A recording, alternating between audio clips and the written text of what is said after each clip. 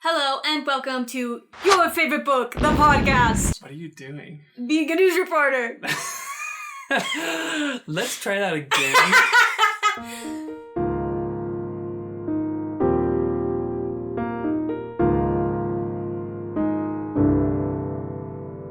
I have no creative freedom in this duo. True. I'm the host. No. Welcome to Your Favorite Book, the podcast. I keep on messing it up. One more time. Okay, you go. Do you want to host this time? No. Yeah, I do, because you did it last time. Okay, you host. I guess we'll swap every time now. We're establishing that now. It's episode 6. We're establishing a new format. That won't be followed, probably. Yes. Hello, welcome to Your Favorite Book. I'm Mallory. And I'm Tanner. And we love to read books. And we're siblings. Yes. Today's episode is Red Rising by Pierce Brown. Ah. We don't have a copy because I have it on my Kindle, and we also have the audiobook. Yes. So pretend it's right here. With the magic of photo editing. Pretend it's a red book. That's what the cover looks like. The wing. This was one of my favorite books. I read it first maybe 2 years ago in like 2021 maybe, around the time of the pandemic. I enjoyed it when I first read it, but I didn't think it was spectacular or outstanding. And I think it's because I first saw someone recommend this book on a Goodreads review, and they said like literary perfection. And I was like, that's a good recommendation. Maybe I'll give it a try. So I read it and I was like, this is not perfect. This is just Braveheart in space. Yeah. And I thought it was cliched, but a well-told story. I really enjoyed it. Fast forward a year later, and I was just, for some reason, in the mood for like a really schlocky action sci-fi story. And I was like, Red Rising is kind of like that. Yes. I read it again, and I was like, wow, there's actually a lot more going on here than I saw the first time that I read through it. Yeah. And I fell in love with it. I read the second book, the third, and the fourth. I haven't read any of the other sequels. I know they happen within the same universe, but it's just a different story. And I thought that you would really enjoy this book because it was kind of similar to The Hunger Games in terms of rebellion. Yeah. There's kind of a similar world-building social commentary of like the people who are oppressed rising above and breaking the chains of their oppressors. Yeah, I'm a sucker for that. There's a reason why that trope is so successful. People love an underdog story. And we're all serfs living under capitalism, and we're trying to break the chains. Yeah. I don't want to work a 9 to 5. Yes. I want to be able to afford a house. I want to afford rent. That's not going to happen. I want to pay for milk and cookies. Nope. Milk and bread. Milk and bread. I'd rather have milk and cookies. Me too. I really like this book. I was excited to read it. It's been on my list of fantasy to read for a while. I just didn't Before ever get I into recommended it? Yeah. Oh, okay. Yeah, it's I think it's pretty well known.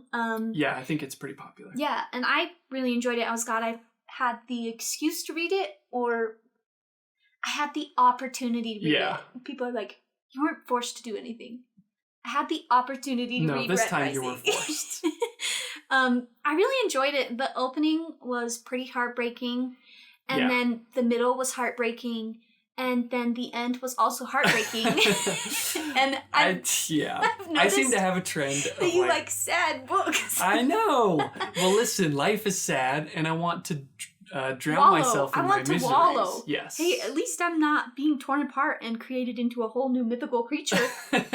Might be a little sad, but that's not happening. Yes. Well, okay. Well, one of our first episodes, I told you to read Assassin's Apprentice, and I haven't been able to finish the third book because it's too sad, even for me. That's dangerous. I know. It's dangerous territory. I like sad books, too. I'm not knocking on it. I really enjoy But there is a particular theme. Yes. And I will also say that I have been reading Guards by Terry Pratchett, which I absolutely love, and it's the exact opposite of a sad story. You got to balance it out. Yeah, There's balance in everything. I really enjoyed this book. I really liked the characters a lot. I felt like all of them were very unique and very fleshed out. Mm-hmm. Sometimes when you read books, you run into side characters that are like, oh, this is just 2 lines thrown in with a random name slapped on there. But even characters that you only get for a couple chapters are really deep from me when I was reading. At least that's how I felt. But yeah, I really enjoyed it overall. Mm-hmm. There were some things that I didn't like. And we don't have to talk about those. Yeah, we'll just glaze over them. This is now our first episode. We tore the book apart, and now we're only being happy about all the books. Yes, it's perfect. I love. We're making a lot of dramatic shifts this episode. Yes. But this book follows a man named Darrow, who is a red. In this world, they're people of different colors, like different statuses, essentially. Yeah, and you know why that's so clever? Why? It's a metaphor for racism. Oh my gosh! And they're red because they're red because they work on Mars. Yes, and they're all Irish. Everybody's in Mars. Oh yeah, the narrator is Irish, and I actually really enjoyed that. Oh, good. I really enjoyed that. I did too. I thought the narrator did a great job. Yeah, I loved the narrator. I really enjoyed it. I don't know who narrated it, but yeah, I'm so sorry. Sorry. You did a great job. You did a great job. Not good enough for me to remember your name. I'm so sorry. No, we're just bad at kidding. Names. And we're bad at research. Yes, that's true too. I get too excited about talking about it. Yeah, I get lazy. But it follows Darrow in his life as a hell diver. And in this world, the Reds are sent to cultivate the planet of Mars to make it habitable for humans. Yes, by mining for helium, right? Yeah. Helium-3? I think something like that. It's some kind of fuel source. Yeah. And he's a hell diver, which, I'm going to be honest with you, I don't know what that meant. I think it just means that he's doing the most dangerous job as a miner. Right? Okay. He controls the drill. Okay. So in my head, I pictured that the drill is like in 2 parts. Mm-hmm. And the drill is in the dangerous part of the Earth, of Mars. Yeah. Where he's risking his life. Yeah. You know, he could explode at any moment. There's pit vipers, all these dangerous things. Yeah. And he has to be extremely skilled with the tools. Mm-hmm. And he's all alone. Okay. Yeah. Okay, then I did understand that correctly. Okay. It just sometimes I was like, oh, is there more to a hell diver than what they're putting down? Who knows? Maybe there is in the later stuff, but I think it just means that he's a special guy. Yeah, he's like, never mind. He's got the mind. Yeah. He's got they always talk about like his finger dexterity. Yeah, and super strong, super mental dexterity as well. Yeah. Basically he's better than everyone. Yeah. He's a pretty typical protagonist. Yeah. And we meet, he's like, I've been working on the rig. Sorry. He's working, he goes home, meets his beautiful young wife, which they have a very touching relationship. And I was like, oh, if we're starting out with already married, already happy, something bad is going to happen real quick. Because that's boring. It's boring to just be like, he's happy and he has a wife the whole time and nothing happens to her pretty little head. The end. Close the book. Nope. She gets killed in the first 5 chapters. Mm-hmm. And it's very sad. I was listening to the audiobook and I was like... just destroyed. Yeah, that was pretty heartbreaking. Very well written, I have never had a wife die, so I don't know what that would feel like, but it seemed very complex and authentic to me. Okay. I really enjoyed that, and he really went into a very shocked state of having no self-preservation. Absolutely traumatized. Yeah. Of course. And also, they're only like 15 and... Yeah. Well, she's older than he is, but they're in their teens to young 20s. They're very young. Yeah. I think he says he's 18 or 17 by the end of the book. Yeah. And in this world, his wife gets punished for singing the forbidden song. Mm. And she sings this beautiful haunting song that is punishable by death, and so the golds in charge hang her. But because we're on Mars and the gravity isn't that bad, the family members are tasked to grab onto the legs. Down. Actually, fun fact, there are, when we used to have hangsmen and headsmen, before we had like a specific method of hanging people with like the right knots and like dropping them at the right distance so it snaps their neck and they die instantly. You would have some of the headsmen have to hang onto the legs of the people that they were killing to make them die faster. Wow! So it's not just, I mean, if you were on Mars and the gravity was worse, you probably would have to have like the entire family kill their own family member. It's very, I was like, once again. It's horrible. So you told me that you were not in the mood to read this book when you were reading it, but you enjoyed it. Is it because of the sad tone? I don't think so. I don't have a problem with that. I actually genuinely enjoyed. My favorite part of the book was the moment when Darrow is physically mutilated and transformed from a red body into a gold body. Oh, okay. The process was very, very gruesome and interesting to me. That was like my favorite part of the book. Wow. Okay. I was like, what? They're doing he did what next? Yeah. His eyes? What? I love that. It just, I don't know what it was about this. I read the first half very quickly. And at the beginning of the book, we get promised that Darrow will become a leader for this revolution to get revenge or justice for his wife who was killed innocently. Yeah. Not innocently killed. She was killed as an innocent. She becomes a martyr. And we get this great training montage where he's transformed physically, mentally, in every sense of the word to become a gold so he can infiltrate the gold school. Go and become the best gold soldier there is, so he can become the gold leader, so he can take down the golds from the inside, basically. Right. That's like the overarching goal of his. Yeah. And I feel like we kind of meet that halfway through the book. He's like, okay, you're in the school. And it kind of felt like it was stuck for a moment, and it was like, okay, here's this whole other loads of promises that you haven't known about for the whole entire first 200 pages. Okay. Get on board really quickly, we're going to continue with the plot. It just felt like there was a sticky moment there to me. And that's why you feel like you kind of stopped reading at that point. Yeah. It's just hard to pick back up again. Yes. Okay, so it's a similar problem to that I had with Aquitar. Yeah, exactly. Right. Exactly. Okay, that's interesting. So what did you do? So what did you feel like the second promise of the book for the second half was? Or did you feel like it wasn't going anywhere? I felt like it was going places.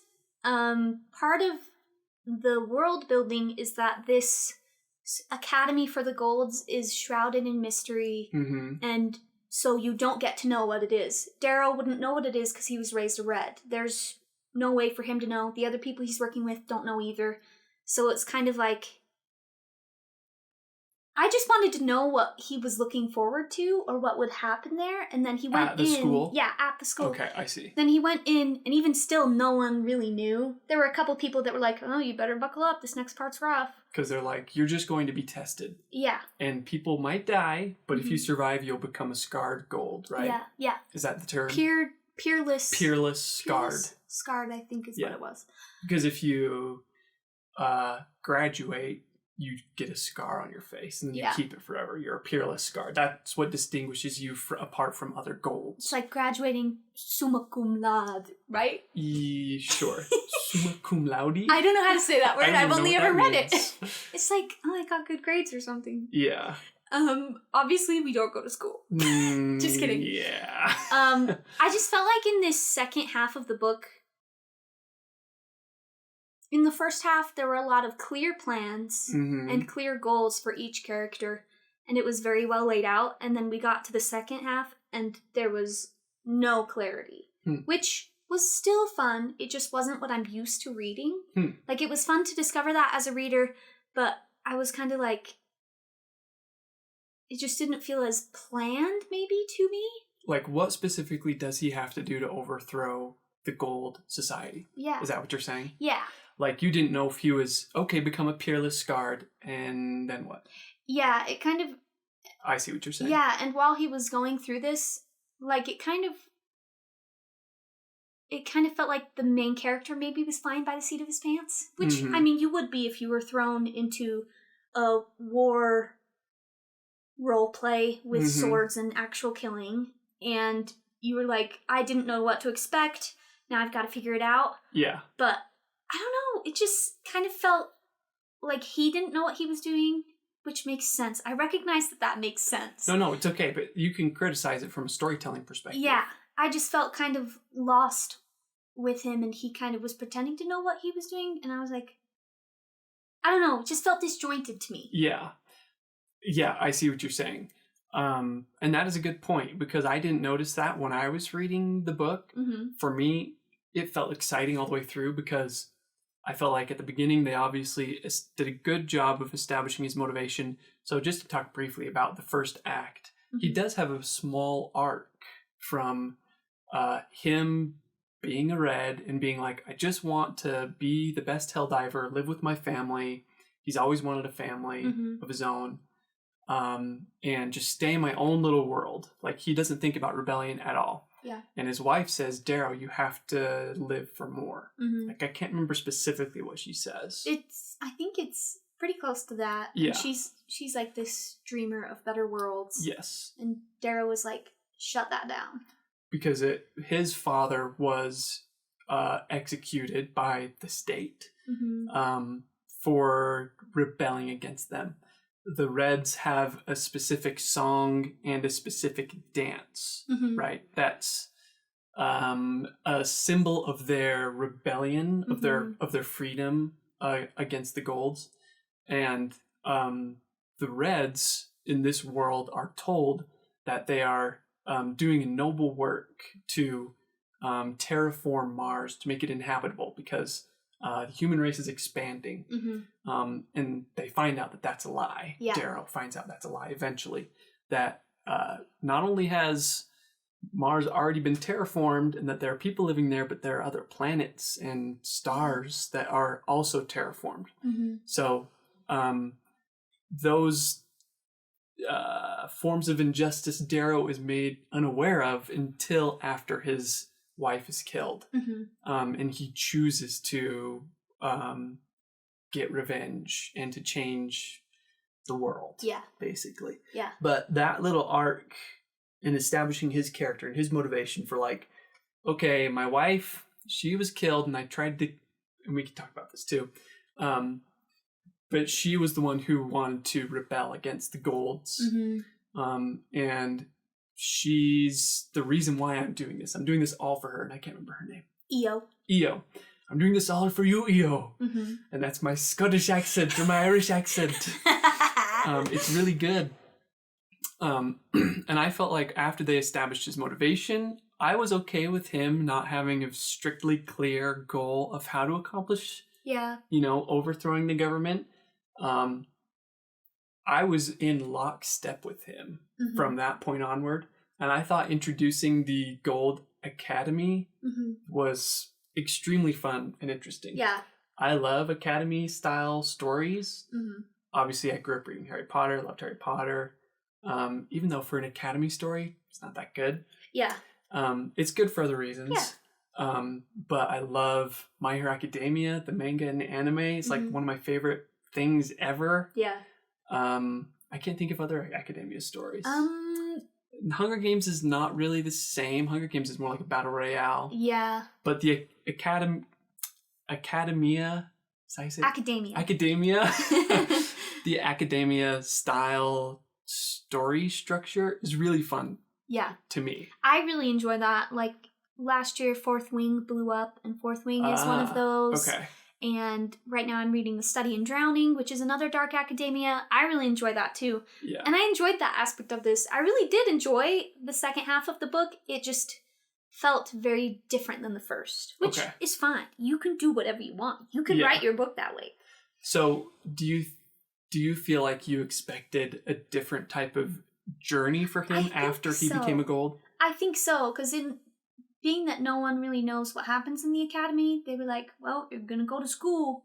And I was like, there's no tests here. There are no number 2 pencils. Do you know what I mean? Like, maybe that's where my disconnection was that I had anticipated more spy sleuthing in the classroom versus, okay, try not to get killed by your peers. Yeah. Which was still fun and unexpected. I did enjoy that. I was like, oh, okay. That's not where I thought it was going. Yeah, he's not a very good spy. Oh, no, he isn't. And it's not a spy story at all. Yeah. It's more like Darrow the Red, who's supposed to be a spy, he dies. Now he's Darrow the Gold, and he has to live life like a gold. Yeah. And he does what other golds do, which is attend the school which is basically, it's kind of like a battle royale in and of itself. It is. Except it's not like the last person standing wins. It's more like the last house standing wins. Also, this whole book is steeped with Greek and Roman mythology. Yes, tons of that stuff. I also thought you would enjoy that. I love Greek and Roman mythology. You're going to have to turn that down. I loved it. I really, really enjoyed that aspect. Oh, good. And as someone who is very familiar with a lot of different myths, I was like, oh, I see that. Oh, I see that. But yeah. I loved, well, I don't want to get too sidetracked, but Pax Au Telemannus is so great. What a great character. That's what I mean. Like, all of these characters are so unique. Yeah. Like, it wasn't just like Pax is basically a tank in this, and at first Darrow and Pax fight a lot, and they try to kill each other. And then eventually Pax is on Darrow's team, and it's this fantastic switch of the first thing this gigantic 7-foot-tall man just hugs him, and it's like, Darrow, my man, now that they're on the same team. Yeah. But it's a great dynamic. And he's such a fleshed out character, rather than just being big, strong, dumb boy. He's like, it's just great. He's smart and sweet. Yeah. Because all the golds, if you're trying to qualify to become a peerless Scard, are certifiable geniuses. Probably through some genetic altering. Yeah, also, most of them are psychopaths. Yes. A lot of them are. Yeah. Which is fun, It is. I think. It is. And I think that's probably my favorite part of the book. I think the introduction is strong. Like, just as a standalone part of this book. Not looking at, like, does it mesh well with the second act? I think it is a strong introduction. Like when I said it's Braveheart but in space, it's exactly what it is. Yeah. Braveheart is a story about rebellion. This young boy, strong, strapping young man, he has a happy life, a beautiful young wife, and then she gets killed by the English, and then it's a story about rebellion. Yeah. So I think that in and of itself is an interesting introduction. Like you said, you were heartbroken. I was too. And you want Darrow to overthrow the government. Yeah, you do. It's all about revenge. It's a revenge story. And you can see all the injustices that his people suffer at the hands of the rich, snobby white people. And yes, exactly. The people who are in power. Yeah. They do a very good job of establishing those things. Like, Darrow is so small and weak. Even there's a section of people in this world called the Greys. And they're kind of like the beat cops. They're not even that powerful, like, especially compared to a gold. But Darrow is terrified of the Greys because the Reds are like the bottom rung on the ladder. Yeah. So they do a good job of establishing all of that stuff. And of establishing his motivations as, like, I don't want to fight. I don't want to be a rebellious person. But I'm what they have. Like, his first conversation he has with one of the leaders of the rebellion is, you should have saved my wife. Like, she's the person who should be doing this. And the leader says, a martyr is a dime a dozen. Like, we don't give a crap about a martyr. We need someone who can fight, and you're that person. Yeah. And Darrow has a lot of internal conflict about that, which is touching and hard to overcome. Yeah. You know? And I think him overcoming that internal conflict and deciding to accept his wife's dream to live for more, the way that she says, tells him to. Yeah. I thought that stuff was really well done. Yeah. Maybe they were like, when the person who wrote this, not Dan Brown. Pierce Brown. Dan Brown is someone else. They're like, I really like Braveheart. I'm going to put it in space, but I need a different second and third act. Yeah. Right? Because Braveheart, I think it does probably mesh more smoothly from Act 1 to Act 2, where it's like, now I'm going to raise up an army, and I'm going to fight against the British, and we're small, and we're underestimated, but we're going to be scrappy and smart about the battles that I'm young, scrappy, and hungry, yet just like my country. I'm quoting Hamilton. Okay. That is lost on me. I have to be honest. Well, you're not missing too much. Hamilton's fine. Okay. This is not about Hamilton. I'm so sorry. No, but I'm glad you distracted me from what I was saying. Keep going. Braveheart in space. Braveheart in space. And I think maybe the story should have felt more like Darrow becomes a gold. Now he raises a gold army. Yeah. But I think he was like, let's take a step back from that. Mm-hmm.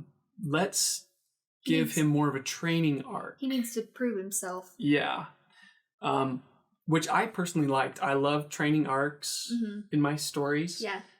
Even though there isn't really much of a training arc for Darrow. It's very short because he's good at everything. Yes, he is. He's totally a Mary Sue. That was boring to me. Yeah, I agree. But in the second half, his rage becomes a great flaw. Mm-hmm. And I was like, okay, finally, something that will be his downfall. Yeah. Versus, I was so good at the mental math. I was so good at the hand strength and shaking hands. I was so good at the sword that my teacher thought I was lying to him about being a red. And I'm like, hey. He almost scored perfectly on the test. Yeah, he missed one question. Yeah.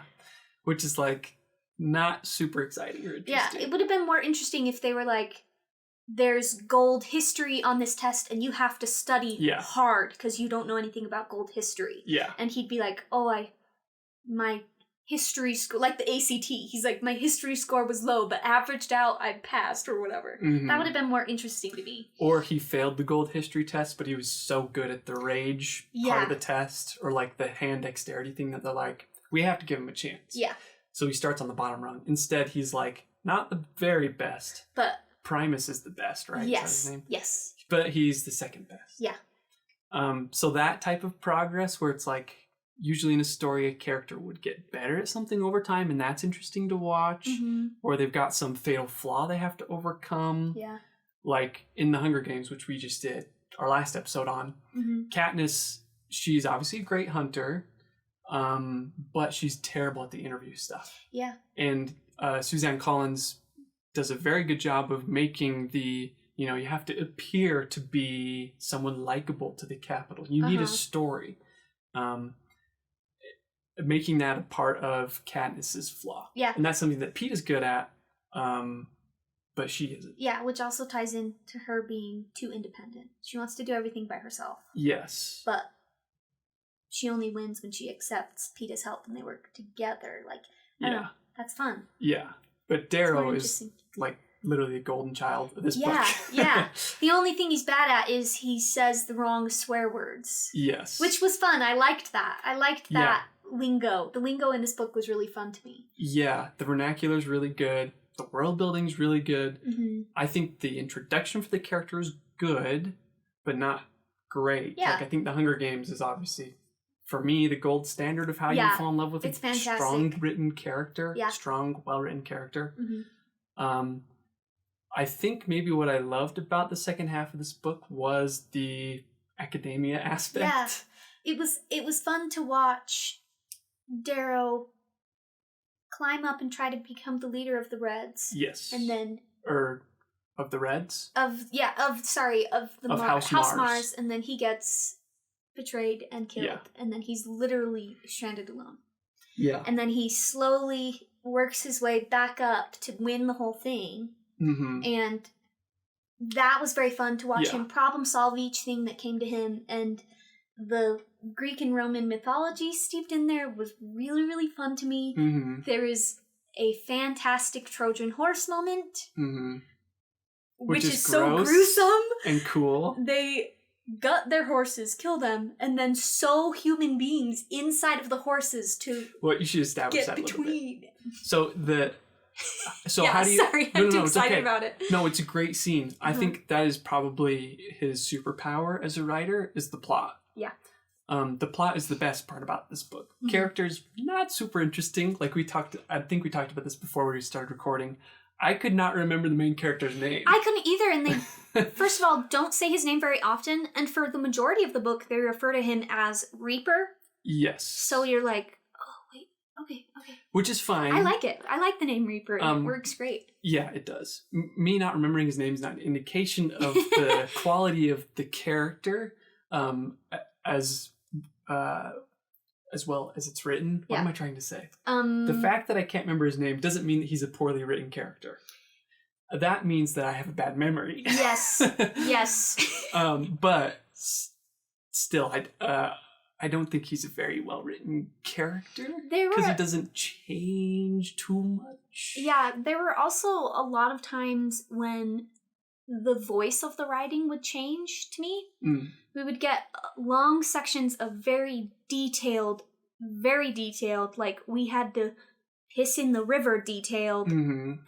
And I really loved those sections. And then it would go for like a couple pages. And then day 16 happened. Then day 17, 18, 19, and 20. And then day 21 and then day 22. I see. Then this great epic thing happened. And it just kind of felt clunky to me to switch between the hyper detailed and the this to get to the next hyper detailed section. Right. I see what you're saying. And it's because the academia aspect of this story takes place over a period of months. Yeah. Like maybe an entire year. It goes from fall to spring. Yeah. So almost half a year. Yeah. More than half a year. Yeah, I think so. I think pretty close to a whole year probably. Whereas The Hunger Games, just to compare it to something similar, takes place in like a month probably. Well, I feel like it took place in like a week. Yeah. So that's probably where the pace kind of felt like, you know, if you're driving on the highway and you don't have cruise control, you're constantly on the brake. Yeah. And then you're on the gas and then you're on the brake and you're on the gas, where it's like jarring, stopping and then going and then stopping and then going. Yeah. And part of that kind of made me feel like Darrow was a little bit of an unreliable narrator. Like the characterization of his voice wasn't fluent throughout the whole thing to me. Okay. But it's a personal opinion. Yeah. No, that's all this podcast is personal opinions. Agreed. Yes, we don't make any of none of these statements are based in fact. No. Or objective reality. No. But to speak of the Trojan horse thing in the plot, you said the character stuff isn't that great, but just to establish a bit, like that scene in particular, because it's a great scene and it's a good example of Pierce Brown's strength as a writer, is making plot super exciting. Yeah. So at the times when scenes do occur, they're super interesting. They're page turners. Yes. It's exciting. So how does the actual test work?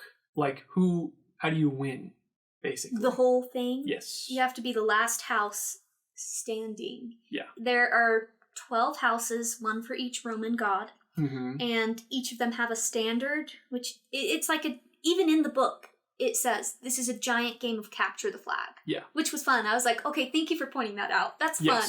It's important to clearly define that stuff. So each house has to trick the other houses, overrun the other houses, by any means get their standards. There's basically no rules. There are no rules. You could even kill people. Another kid. Yep. Another student. And they're like 18 years old or younger. Yeah. It's brutal. And when you take another house's standard, you can take your standard, tap those house members on the heads, and they can become your slaves. Yeah. And they'll do whatever you tell them to.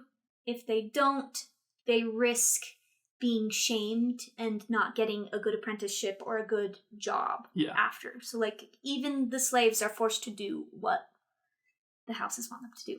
And so each house, the students that are selected for each house are by the house representatives. I think it's praetors. Yeah. So they're basically the teachers, and each praetor selects the students for their house. Mm-hmm. And Darrow was selected for House Mars because of his rage. Yes. And they do some small testing before the houses are the students are chosen. It's like, here, take this Myers-Briggs test before you go. They're like, I am an NTG. Okay, well now you're House Aries. Yep. Because you're an introvert. Yep. They're like, you're introvert. Yeah. That's funny. There's also one moment, I know we keep delaying like the scene that we want to talk about, the Trojan horse scene. Mm-hmm. But I think it's when the head of House Mars is asking his students, the test takes place in this massive field. It's not a massive field. It's more like an entire countryside. Yeah, it is. It's huge. There's like mountain ranges and forests, and there's multiple river. Castles for each separate house. Yeah. That house at least 50 students in each one, I think. Yeah. And really the first test for them is to like create a hierarchy within the house. Like who's, and that stuff is interesting too. It kind of felt like Survivor to me. Yeah. Where it's like you have these a lot different of social, tribes. political fights. Yeah. And that stuff was really interesting to me too. There's a big cast of characters, which I personally love in a story as I well. was nervous at first about that I wouldn't be able to keep them straight, but I did not have a problem. It's also a very strong, positive Yeah. for this story. And the longer it goes, usually the longer you read a book, the characters get more whittled down and more focused into the main people. This didn't. It gets bigger and bigger and bigger, but I didn't have a problem keeping any of that straight. Yeah. Which is really great. Yeah, me neither. But there's a point when... can you remind me of the House of Mars's teacher? Fitch, right? Fitchin? I think it is Fitch. Yeah. Shoot. It's something like that. Yeah.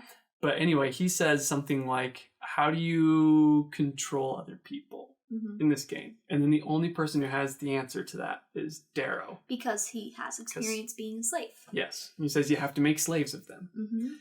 And then Darrow realizes that the school, this test, is a microcosm of the Gold's life. Yeah. Which is, how do you control people? You have to do whatever it takes to make them your slaves. You have to prove that you're better than them. So there's a lot of like eugenics stuff in the logic of the Gold Society, which is very good world building. And it's great because it kind of feels like the only person who has a problem with that are the minorities in the book. And Darrow. Yeah, Darrow and the minorities, like, it's just great. Yeah, the people at the bottom of the ladder within this school.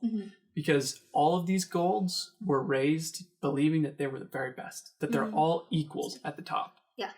And it's not until this school that Darrow teaches them, oh no, there are hierarchies within hierarchies. I'm sorry, I keep on going tangents. No, that's good.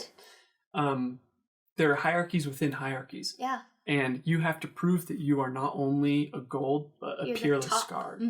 So you can make slaves of other Golds. That's what he has to show these people. Yeah. That in order to be the very best, you have to be a ruthless killer animal. And in this world, that's allowed because they believe like... it's encouraged. Yes, that's the natural order of things. The strongest survive. But this is why I love Darrow as a character. Okay, so this is a strong point towards him. Is that he understands that compassion is an important part of leadership. Yeah. And it's because he's a Red. Yeah. And his background comes from this loving, caring family where there's no hierarchy. That being a good leader, you don't have to be a ruthless, strong killer to be a good person. Yeah. Or a good leader. Yeah, it's very fun. Yeah. He has, I think in the beginning of this academia setting, he does attempt to be that ruthless leader. Yeah. And then that causes a fall from grace. And then he builds it back up from the bottom. And he's like, I need to earn the loyalty of the people who work with me.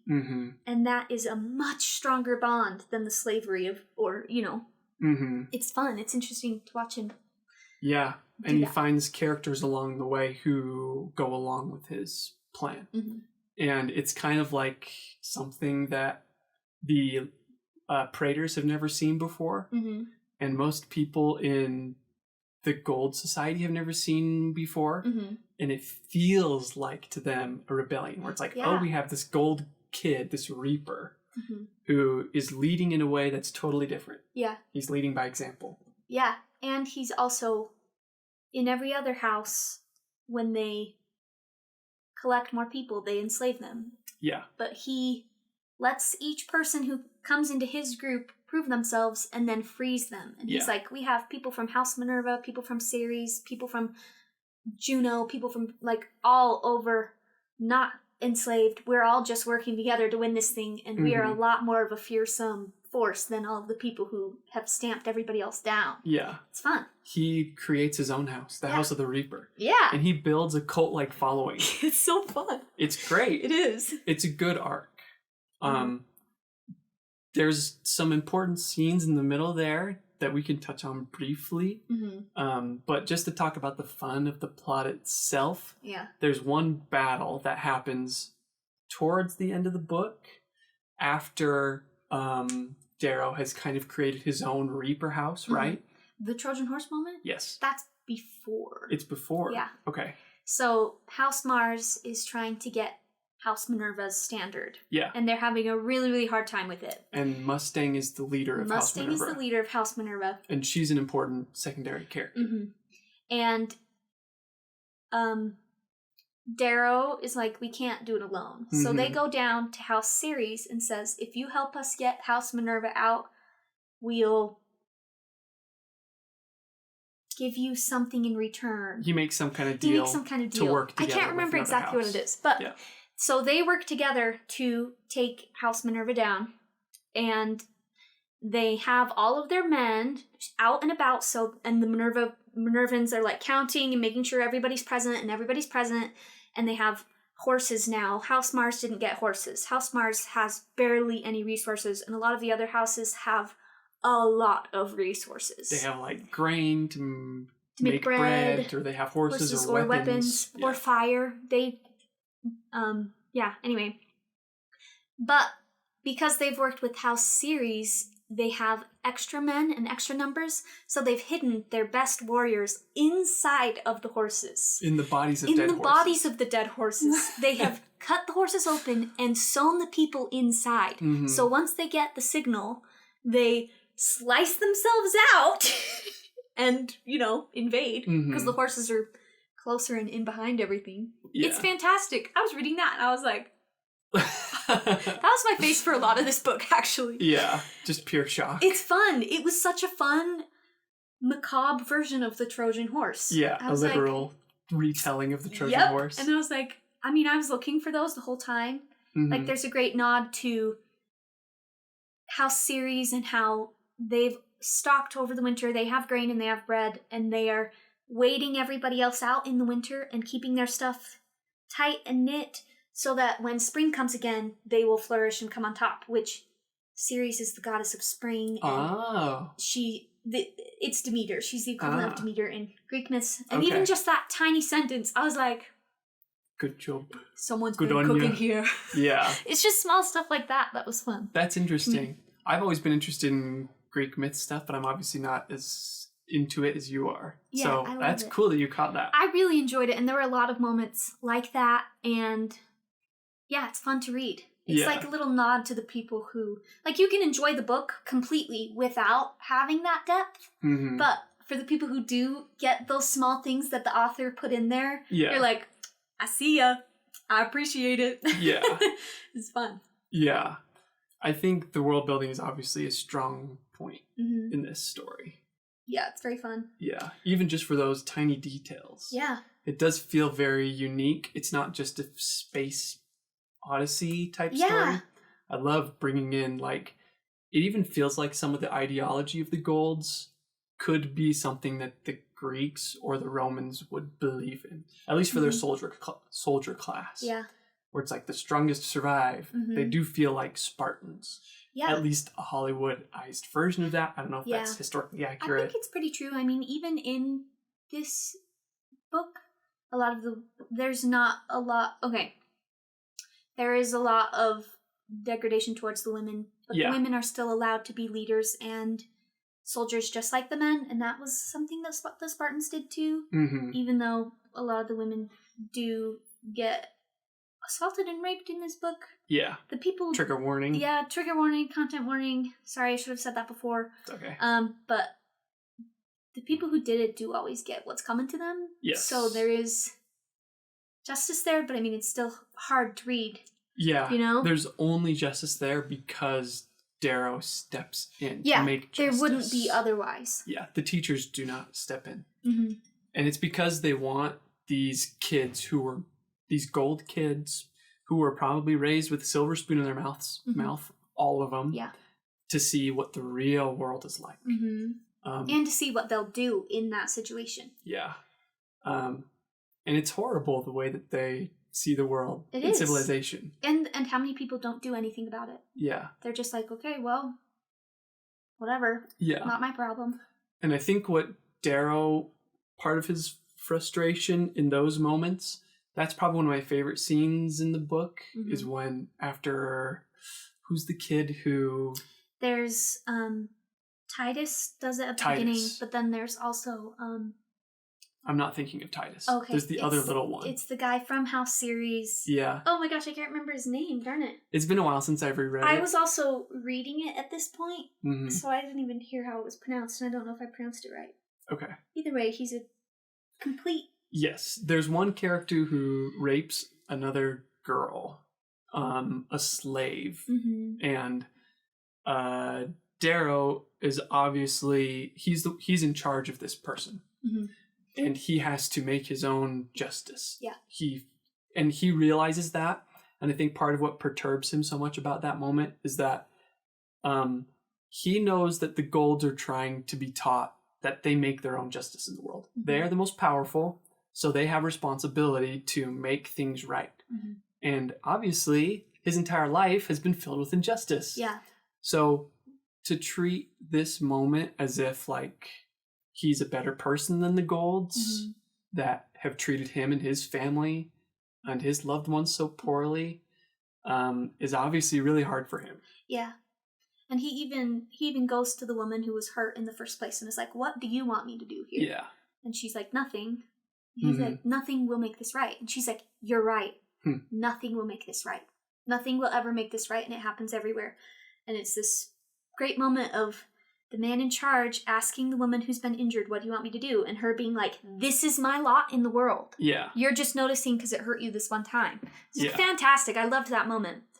And then he, in his form of justice that he thinks up, is he first whips the man who committed the crime. Yeah, the man who committed the crime, and then makes the guy who committed the crime whip him as well. And he's like, I am your leader. When you hurt someone, you hurt me. This is all of our stuff, guys. Like, we're in this together, and if one of you commits a crime, I bear the punishment too. Yeah. And it's this moment where everybody is like, this would never, ever happen. Yeah. What? It's fantastic. Yeah, because in their society, a leader would never assume responsibility for something one of their inferiors did, especially if it was a crime like that. Yeah. So being that self-effacing bonded his people to him even stronger. Where it's like, why would you hurt someone else who's a part of us? Because you're just hurting yourself. That's what he's showing them. Yeah. And even that criminal becomes one of his most loyal followers after that moment. Which is really interesting. Yeah. And even Darrow was like, it's a little... He's uncomfortable. Yeah, he's like, okay. Overnight, he's like, ooh, I'll kiss the ground you walk on. Yeah. There's also, we mentioned this character earlier, Titus. And I'm sorry, I know you want to talk about the secondary characters in this book. I really liked all of them. Okay, but if there was any particular direction you wanted to go, I think Titus is important to mention at this moment. I do too, yeah. Okay, so Titus is another member of House Red, and at the beginning of... House Mars. Sorry, That's House okay, Mars. I've been doing it too. Yeah, I think Mars, Red, obviously, he does that on purpose. Yes, it's intentional. Yes. Titus is another member of House Mars, and he assumes a leadership role early on in the school part of the story, and then it kind of splits into two. Darrow and Cassius are kind of the leaders of the softer, more sensitive people of Mars, and Titus is the leader of the more aggressive people of Mars. And we also have Antonia. Yes, who's a little ragtag scramble of a couple of people. And then she has her third group, you mean? Yeah, okay. And then there's one more person who's another group, but he's his own group himself because he's weird and no one likes him, and his name is Severo. Severo, People I love call him Severo. Goblin. He's probably my favorite character in the whole entire book. Yeah. He has his own group, but that's purely because he's just like, bye. Yeah. And does his own thing. Anyway, it's and mostly... he's the smallest, weakest one of all the Golds. He was the last draft pick, too. Yeah. And everyone underestimates him. He's an amazing character. There's so many secondary characters. It's really fun and rich. Great. Yeah. But mostly it's Titus versus Darrow. Yes. I bring up Titus because narratively there's an important parallel between him and Darrow. And spoilers, by the way, If you want to read this book, there's a lot of important twists that they reveal at the end. And this one is a huge one. So if you are thinking about reading, stop listening right now. Yeah, and read the book because it's a great reveal. Titus, it turns out, is also a former Red. So the Reds have been planning rebellions for a long time. Obviously, the solar system is gigantic. And Titus is another one of the rebellion's plays. Yeah. Similar to Darrow. Yeah, and there's this great moment where the Reds swear by saying bloody damn, and the Golds say gory instead of bloody. Gory damn. Gory damn. I think of the Golds as more like the British. Yeah. And the Irish is the Reds, which is why it's like so obviously Braveheart but in space. Anyway. But during his training, Darrow has a hard time because he keeps on saying bloody instead of gory. And that's a big part of his character is they're like, your language is what's going to kill you because you're talking like a Red and you need to talk like a Gold. And when Darrow finally usurps Titus it's fantastic. Just read the book. We don't have time to explain how he usurps him. But Titus is being held in a dungeon because he's done horrible things and he's a rapist and a murderer. And to members of his own house and it's awful and bad. And so they're like, you need to do justice, Darrow. You're in charge now. What are you going to do to Titus? Because he loves hurting other people. Yeah. And there's this great conversation between Titus and Darrow. And Titus he thinks they're alone. And sorry, real quick. But it's similar to the Hunger Games where it's like, you never know when the Capitol is watching you because you're on camera. All of this is televised, basically. Yeah. The teachers are always watching them. Yeah. And Titus and Darrow are talking, and Titus is like, you're no better than the rest of them. This whole world is messed up. It's so bloody damn messed up. And Darrow is like, what did you just say? And so then Darrow has that moment of, I'm not the only person that... The rebellion he works for, by the way, is called the Sons of Ares, which is fantastic because it's like Greek versus Roman. Duh. Anyway, that's just fun. And he at first was like, I don't know what to do to fix this. And then once Titus outs himself as a Red, that makes Darrow decide that he has to kill him one way or another. Because he's like, he's going to rat me out. He's going to figure it out. And he also, there's this great moment where Darrow is like, I could have become Titus, but I still keep my humanity. Titus is blind with rage, and he only wants revenge to the Golds. And that is his downfall, inevitably, I think. I totally agree. And that character is so important for establishing your theme. I think the theme of the book is you have to learn how to lead with compassion, even towards your captors. Yeah. It just shows how much more strength Darrow and the true Reds have. Like the people who want to change their oppressive system, but still show compassion towards their oppressors. Yeah. Titus is the type who wants to tear everything down, including his own people. And you get the sense that Titus says something. He says like a girl's name before he dies. Is that right? When I read it... Oh, yes. He's like, he says he's getting revenge because someone in his life was abused and raped by Golds. Yes. And he's like, they killed her and hurt her in front of me. Yeah.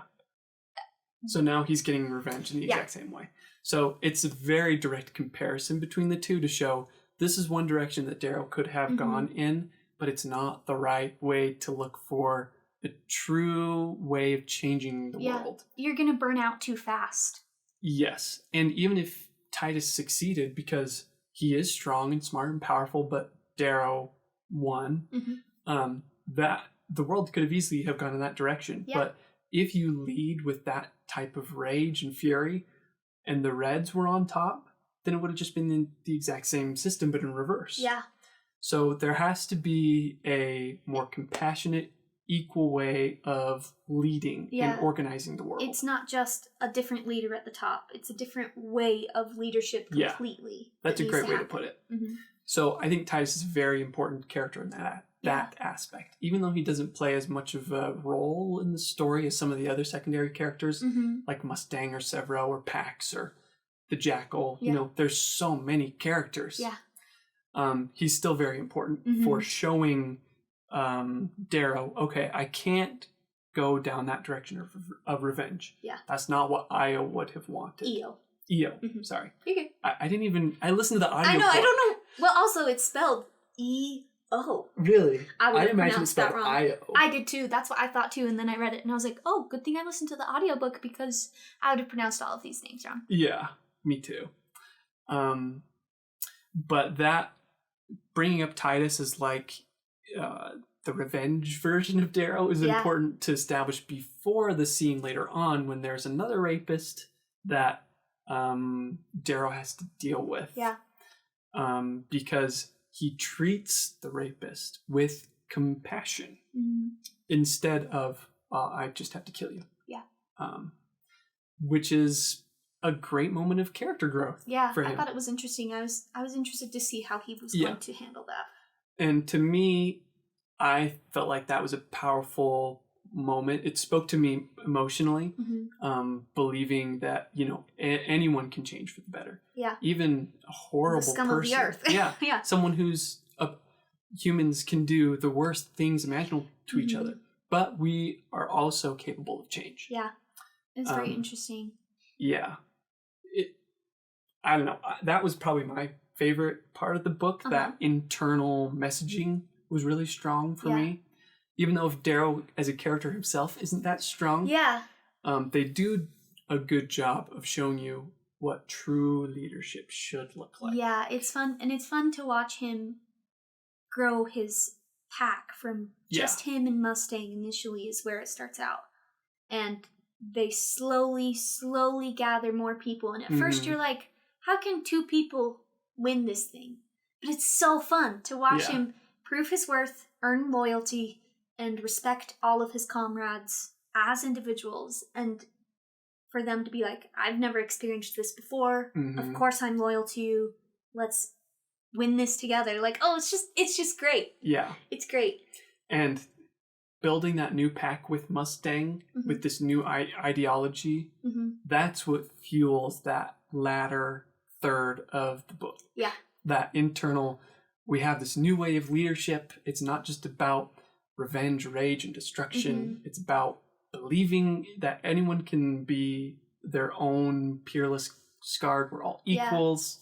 And it's fun that they both work on that together too. Yeah, Mustang believes in it as well. Mustang is kind of the one who instigates the first thoughts too. Yeah.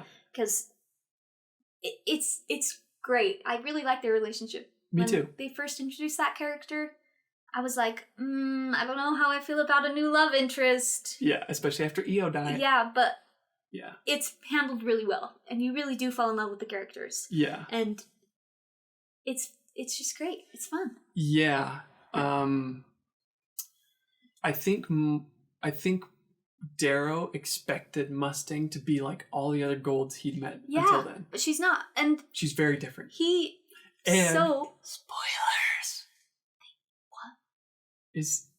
Okay, I don't know if I could say this because you haven't read the second book. I'm not going to say this spoiler. Okay, go ahead. There's a great moment when Darrow falls from the house of Mars. Sorry. He's left bleeding and dying alone, and Mustang carries him, puts him by fire, takes some care of him, nurses him back to health. Yeah. And he's forced like proximity. Yeah, totally. And he's dying and in a haze, and he's sad, and he thinks EO is taking care of him. In his delirious blood loss state, he's talking to EO. Yeah. Which is very touching and sad. And when he starts waking up and coming in and out of consciousness, Mustang is there at the fire taking care of him, but she's singing the song that EO sang when she died, which is such a great, powerful moment. Because when EO is executed, she starts singing the song before she's killed, and the Ark Governor... Yes. The gold that's there, is that his title? Yeah. He's there, and they say, should we turn off the broadcast, right? And he's like, no, a song will do nothing. Yeah, let us sing. So that's how Mustang knows the song. Right, because she saw the broadcast. Yeah, it's fantastic, and it just was a great, powerful moment for even Darrow to be like, remember why you're here. Keep on track, keep going, don't give up and die. Yeah. Also, don't get distracted by Mustang. Yes, that is true too. Conflict is interesting as well. Yeah. Whereas, like, I do like Mustang. If I fall in love with her, am I betraying Eo's memory? Yeah, it's so complex. Like, he's like, there's a moment in the end when he realizes that Eo has been dead longer than they've been married. And it was like... Ugh, it's painful. Gosh, such a young heart and young story. Even though it's all made up. I'm like... It's unfair. It's so unfair. And as he's starting to get closer to Mustang, every time he's like... Eo, what about Eo? Yeah. I can't let go of that. And he constantly pulls back. And it's not just that, he's also a spy. So if he truly falls in love with her, he knows that he'll be conflicted by keeping this lie from her. Mm-hmm. And he doesn't know how she'll react to that, to finding out that he's actually a red. Yeah. And now he's like, I want to overthrow society. Yeah. And he's like, ultimately, she's still gold. Yeah. She's one of the people who enslaved me, you know? Like, how complex. But then he's like, but when she smiles... Yeah, I can't help but swoon. But it's really well done. I really enjoyed that aspect. Yeah, I enjoyed it overall. Oh, good. There is one more thing that I laughed at. Mm-hmm. I don't know the correct terminology. Okay. But they are on Mars. Yes. But they call it Earth multiple times. They call Mars Earth? They call the dirt Earth. And I just wonder if it's a different word for if you're on Mars. Earth capitalized is the planet. Okay. Earth uncapitalized is dirt. Okay. Earth means dirt in Greek, I think. Okay. I don't know if it's we're good. Greek. I just thought it was funny. I was like, You keep calling Mars Earth. I know. I was like, what? Was that when you were reading it? Yeah. In the Kindle? Yeah. So was it capitalized? I don't think so. Okay. But it was interesting. And also... It could have been a mistake. I mean, I don't know. I just was kind of like, is it called something different when you're on Mars? I just was wondering. Yeah. That's all. As far as I know, the word Earth means that makes dirt sense. in some language. I mean, like... Which isn't very creative. Plus they also originated from Earth. They are humans. Yeah. It would make sense. Yeah, even if they've never lived on capital E Earth. Yeah. Yeah, it was interesting. Okay. That's all. What, did you cover everything you wanted to for this? Yeah, I think so. Enjoyed it. Okay. Would you say it's one of your favorite books? Nah. Okay. But I still enjoyed it. Okay. Yeah. If I'm being honest, I'm a little surprised. Really? I thought you would like it more. I really did like it, but I don't think it's one of my favorites. Okay. Why do you say so? It just... didn't click with you at the time? Yeah. I really liked it. I just feel like I have more things about more books that I enjoyed more. Okay. Do you know what I mean? Yeah, I do. Okay. I get that. Is it one of your favorite books? I guess not. Huh. Maybe it is. I really like it. Yeah. I would listen to it again for a third time. So I would listen to it again too. Yeah. I also didn't love it on my first read through, like I said. When I was really in the mood for it, I did love it. Mm-hmm. I guess it's hard for us to define your favorite book. Yeah. Because does favorite mean like top 5? Yeah. Because if it's top 5, I can't put it in there. Yeah. There are books that I love way more. But I was still fully entertained and enthralled the whole, pretty much the whole time I read. Like 85% of the time I was reading. Yeah. Okay. So. Well, that's fun. Enjoyable. Yeah. Yeah. I guess we shouldn't have talked about this book because it's not one of my favorites either. We're not airing the episode. The episode's been cut. We'll have to record a different one. Shoot! Well, thank you so much for listening. We hope you enjoyed. If you enjoyed, then please subscribe for more episodes we upload weekly. Leave a like, leave a comment if you enjoyed Red Rising. Tell us your thoughts. Tell us if you think Mars's dirt should be called something else. Yes, should it be called... I think it should be called something else. Did you just call it Mars? Or just red dirt. Red dirt. There was no red dirt, like, ever, also. Because they terraformed the planet. I guess. Bye! Bye.